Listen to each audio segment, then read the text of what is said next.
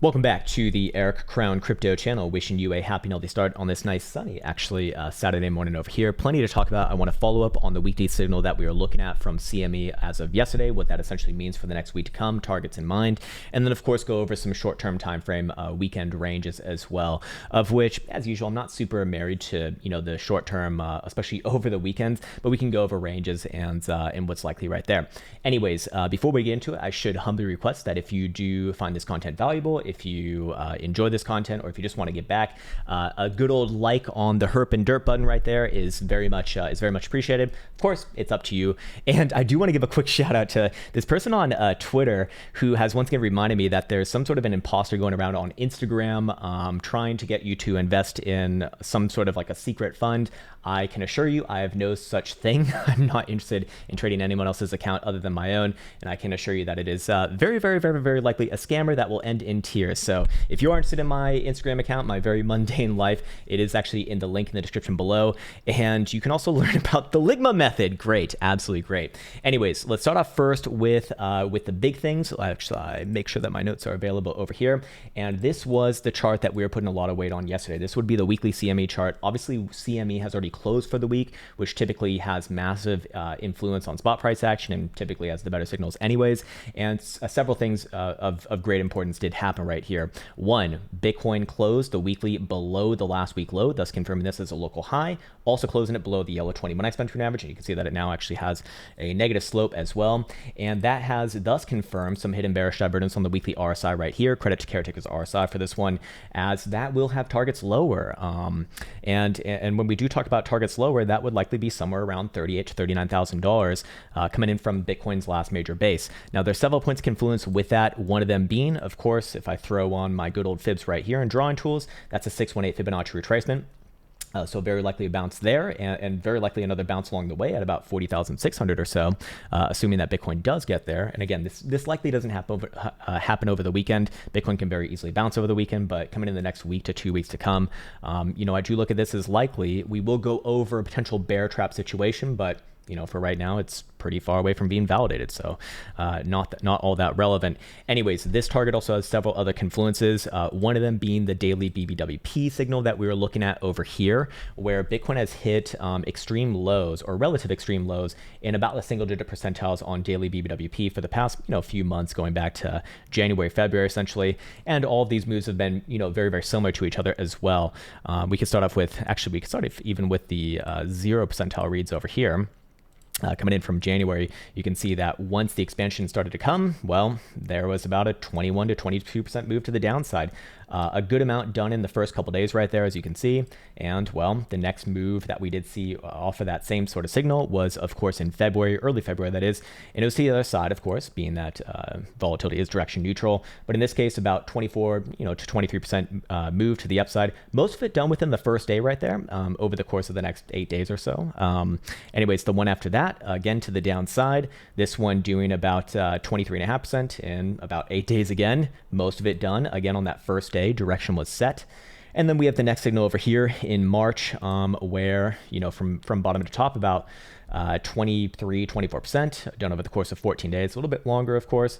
Not as big of a move on that first day, but direction was set from that. And the reason why I'm calling it out is we once again got this move we once again got this signal as we identified the other day.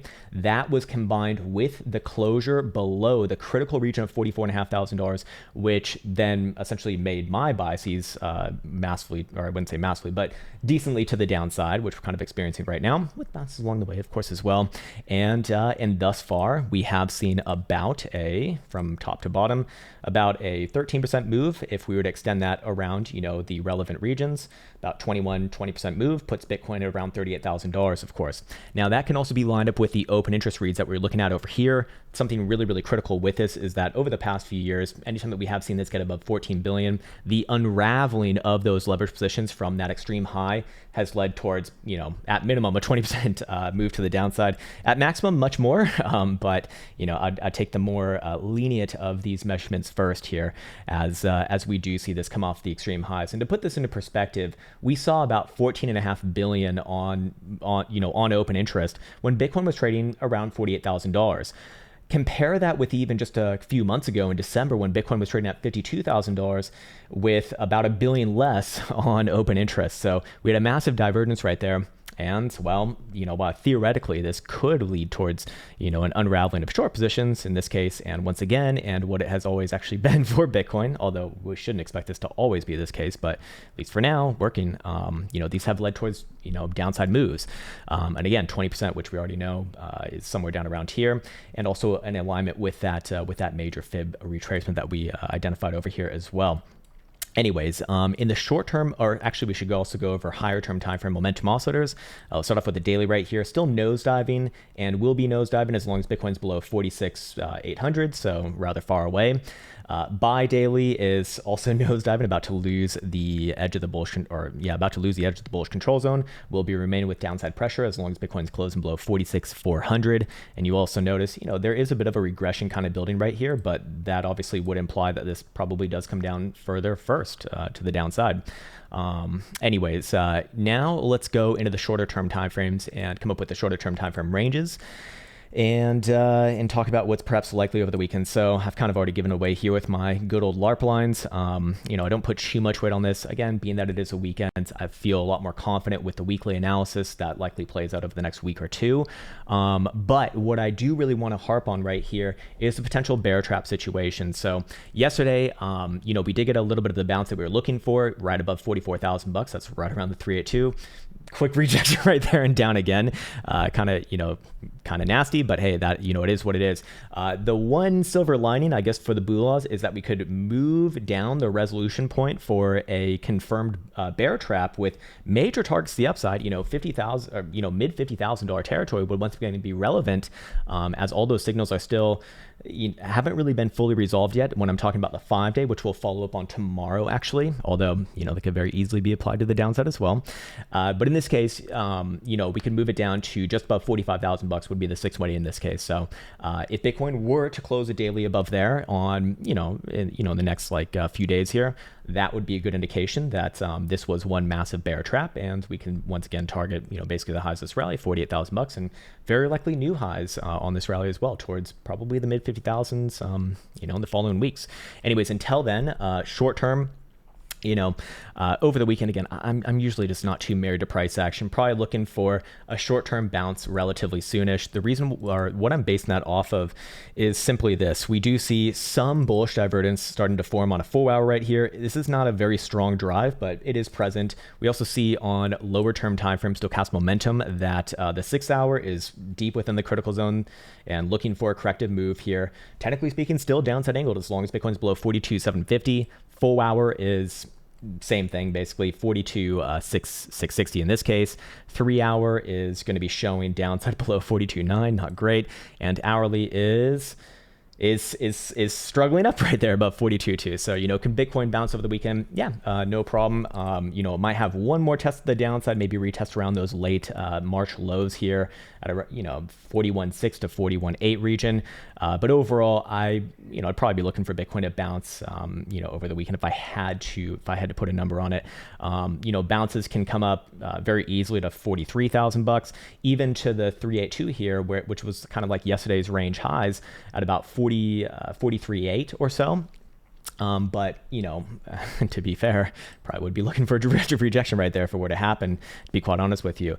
If Bitcoin were to, however, close a full hour above that region, 43.8, I'd be looking for extension somewhere around the 0.5 and then kind of play the same sort of range resolution all the way up to the 618 if that becomes relevant. But I do not switch around my, my continuation sentiment until Bitcoin's back above this region right here. So just like before, it's like the biases kind of give us a bias, obviously, but when those become invalidated, well, I have to switch around based off my strategies and, just my own personal rules. You're, of course, free to do whatever you want, but I'm just explaining the way that I look at things because maybe it might be helpful or maybe not.